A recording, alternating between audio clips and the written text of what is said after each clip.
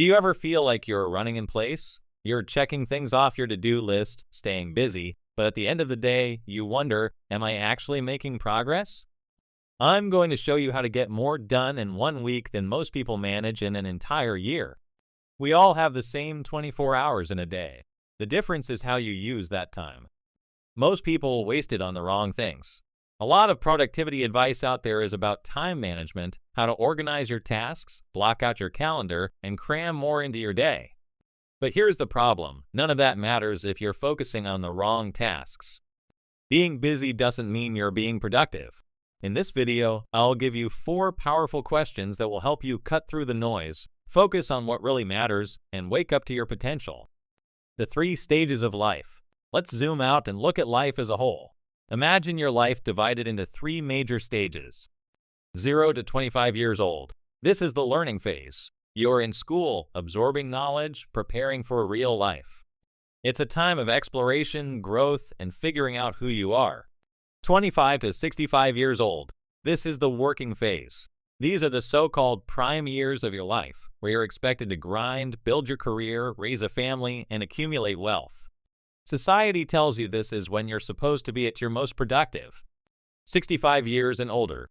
This is the retirement phase. After decades of hard work, you're finally supposed to relax, travel, and enjoy life. Sound familiar? This is the narrative most of us grew up believing. Go to school, get a stable job, work for 40 years, and hope you have the time, money, and health to enjoy the last 20 years of your life. But here's the harsh reality. 85% of people are unhappy in their job. Most people spend the majority of their lives doing work they don't love, dreaming of the day they can finally start living. And let's not forget the average life expectancy in the US is 77 years. That means most people work until 65, leaving only 12 years to live out their dreams, assuming they're healthy enough to enjoy them. Benjamin Franklin put it best, most people die at 25 and are buried at 75. What he meant is that most people stop truly living, stop pursuing their passions, stop taking risks, stop enjoying life by the time they're 25. They settle into a routine, go on autopilot, and sleepwalk through the rest of their lives. The first step to getting more done in a week than most people do in a year is waking up. If you're just going through the motions, you're missing out on the best years of your life. Here's a tough question. Are you actually living, or are you just preparing to live? So many of us fall into the someday trap. We tell ourselves, someday I'll start my dream business. Someday I'll travel the world. Someday I'll finally focus on my health or relationships. But here's the thing, someday never comes. We push our happiness into the future, thinking that once we hit certain milestones, whether it's making more money, starting a business, or retiring, we'll finally be happy. But that mindset keeps us stuck in a loop of constant preparation, never fully living in the present. And let's address another myth. Success isn't a magic cure for unhappiness. Sure, starting a business or earning more money might sound great, but if you're chasing those things as the only path to fulfillment, you're setting yourself up for disappointment. Even the wealthiest people can feel empty if their success isn't aligned with their values. Living intentionally means waking up to the life you're already in.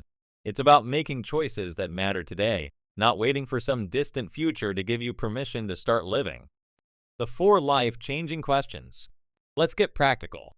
These are the 4 questions that will help you focus on what truly matters, wake up to your potential, and stop wasting your time on the wrong things. Question 1. What would I do if I were fearless and could not fail?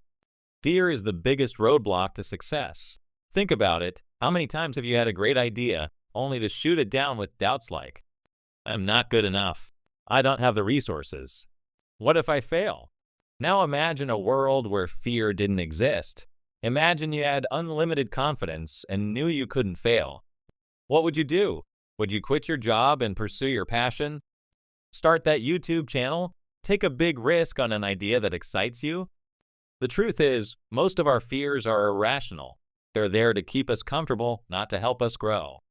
So tomorrow morning, take some time to journal. Write down everything you'd do if fear and failure weren't an option. Don't censor yourself. Let your imagination run wild. Question 2. What will I be most proud of 1 year from today? Fast forward 1 year. Picture yourself looking back at the past 12 months. What would make you genuinely proud? This isn't about ego or external validation, it's about alignment. Maybe it's finally getting in shape, not just talking about it. Maybe it's committing to a relationship or paying off your debt. Maybe it's transitioning into a career that lights you up. When you focus on what excites you, self-improvement becomes effortless. It's not about grinding or forcing yourself. It's about pursuing what feels meaningful and fulfilling. Question 3. What are 3 things I need to stop doing? Growth isn't just about adding new habits. It's also about letting go of the things that hold you back. For example, it's easier to stop eating junk food than to burn off 1,000 calories with a 2-hour run. It's easier to avoid procrastinating than to pull an all-nighter to meet a deadline. So ask yourself, what are 3 things you're currently doing that are draining your energy or happiness? Maybe it's scrolling social media for hours. Maybe it's saying yes to things you don't actually care about. Whatever it is, identify those habits and commit to cutting them out. Question 4. What advice would I give someone else in my exact situation? When you're stuck, take a step back and pretend the problem isn't yours. Imagine it's your best friends. What advice would you give them? Why does this work? Because when we're emotionally involved in a problem, we overthink it. But when we view it from the outside, we gain clarity. So the next time you're unsure what to do, ask yourself, what would I tell a friend in my shoes? The big takeaway. If you want to get more done in a week than most people do in a year, the key isn't productivity hacks or time blocking. It's about waking up to your life. Most people are stuck in a loop of busy work, sleepwalking through their days. Don't be one of them. Here's what I want you to do. Tomorrow morning, grab a coffee, sit down with a notebook, and answer these 4 questions. Spend at least an hour. Take it seriously.